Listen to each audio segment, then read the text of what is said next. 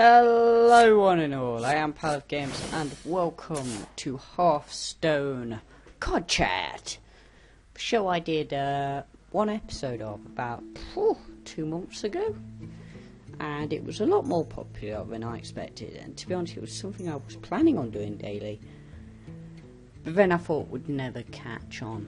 Now because it has, I'm going to decide to do it more or less daily, I think, at least Monday to Friday, I think. And I'm going to start by going over all the Naxx cards, one a day, so you can kind of access the card you're actually looking for and my opinions on it as quick and easy as possible. That's the way I see it anyway. So Haunted Creeper is a card we're going to be looking at today. Now his ability is Deathrattle, summon 2 1/1 spectral spiders, and his stats are 1, 2, obviously 1 attack, 2 health, with a cost of 2. Now my opinions on this card are that it's a star card in my opinion. It's a card that might get kind of overlooked a little in some cases, because I know a lot of people are like Nerubian Egg crazy, but I find this card to be so good. It's unbelievably good, because it's an all-rounder in my opinion. It's basically a card that can be both a control card and a rush card. Now why would I say that? Well, firstly, for the cost, it's really good. Now let's compare this to 2 stars which it's competing with. There's a lot, for instance, Fairy Dragon, Acidic Swampoos, Mad Bottle, which is a 2 cost, which is a free 2. Now that's kind of the standardised stats for a 2 star, or a 2 cost, or whatever you prefer to call it.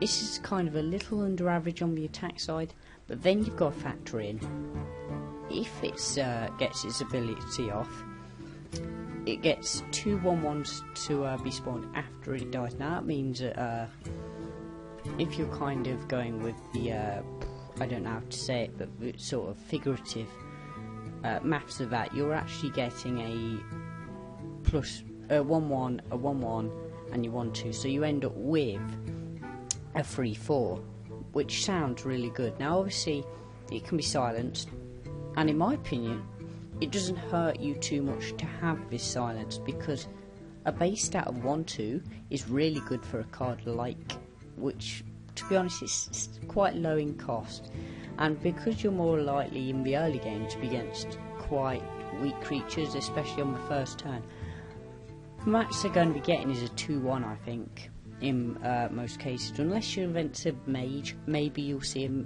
mist worm, but even then you're still more or less trading off quite efficiently. And then we go into another factor. Now let's talk a bit about class specifically, because obviously not every card's going to fit in every deck and in every class.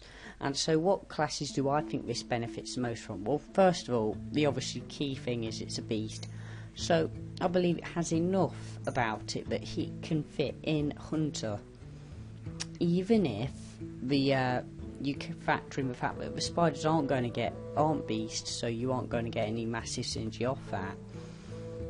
It's still really good, because early on it's going to allow you that early game aggression and allow you the ability to get some preferential trades in your favour to allow you to go further into the game with more advantage on your side.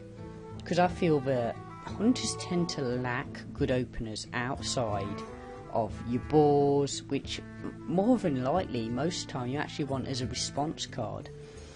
And then you've got your 2 key cards beast go for, which is River Crocolisk, which is kind of your mainstay because it's just nice stats for a 2 cost.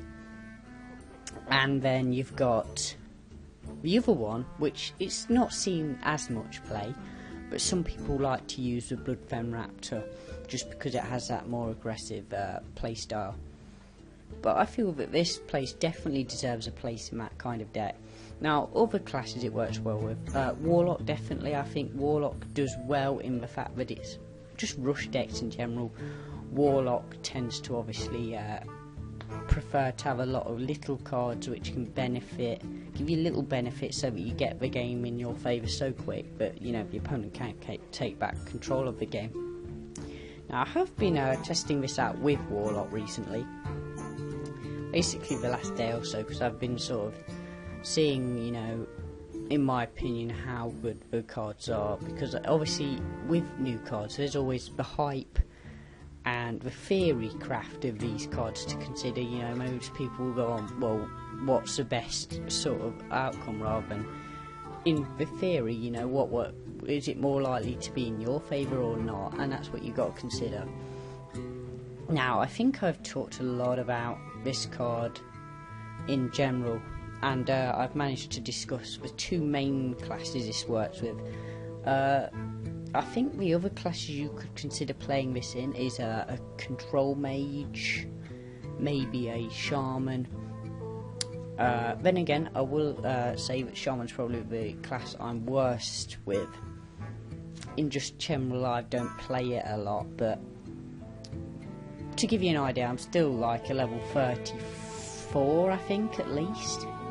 So, you know, I'm not extremely newbie with it or anything, but, you know, I wouldn't call myself an expert either.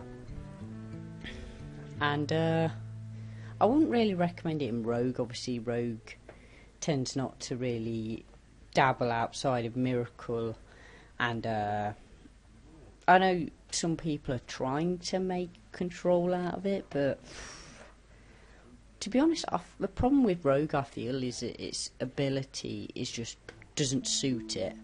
It kind of has to go for a prolonged I'm going to win with Leroy, because that's how the deck's, well, it's just such a good deck really, and it makes the most out of the class cards, because class cards aren't really that great if you analyse them in depth. I'm sure at some point I'll go over the class cards for each class as well. I'm trying to think what else I need to talk about in terms of other classes I could think of off the top of my head. This card would be okay in, or not so great, but I'm trying to think other classes. Paladin, you could use it in Paladin. It has enough synergy there, you know, obviously the way Paladin can work with a rush variance. It would really benefit you to play it, just because obviously them little buffs would be great on the 1/1s. And the other class is Warrior. I kind of think that you're stuck for contention with Warrior, because there's so many good 2s in there. You've got your Fiery War Axes. If you're running a control variant, you're going to be wanting to play your Smiths. And that pretty much covers that class. Finally, I think we've got to talk about Priest. The problem with Priest is it isn't even relevant right now. It really needs something to help it out in that regard. And Dark Cultist, I doubt, will do it. Even though it is quite a nice 3-star, I still don't think it's going to do it. And that's kind of upsetting to see that class is really neglected. But I think with all games, there's going to be a class which just doesn't quite match up to the rest, and is always considered the least favourite sort of thing. Hopefully at some point the game will improve in terms of giving Priest its time to shine. Is there any other class I haven't covered? You're probably screaming at me that I have. I'm trying to think what class may be. Let me just have a look here. Druid I've been using it in. Yeah, Druid's great. I've had a lot of fun with Druid. That's the only one I've missed. Luckily I'm not that terrible. I've actually been enjoying great success trying to run a sort of Nax variant of Druid. It's been quite fun to do so as well.